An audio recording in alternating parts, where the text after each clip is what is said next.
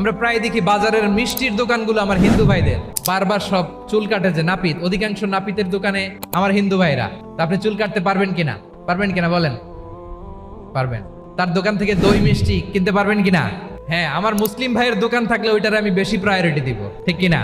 কিন্তু যদি তাদের সার্ভিস নিতে চান, প্রোডাক্ট নিতে চান, পারবেন। তার দলিল সহিহ বুখারী, আম্মা জান আয়েশা রাদিয়াল্লাহু তাআলা আনহা বলেন, ইশতারা রাসূলুল্লাহ সাল্লাল্লাহু আলাইহি ওয়াসাল্লাম মিন ইয়াহুদিয়িন তুআমান ওয়া রাহানাহু দিরআহু মিন হাদিদ। আমার নবী, পেয়ারা নবী এক ইহুদির কাছ থেকে জব কিনেছিল, জব, বার্লি, যেটা দিয়ে রুটি বানায়।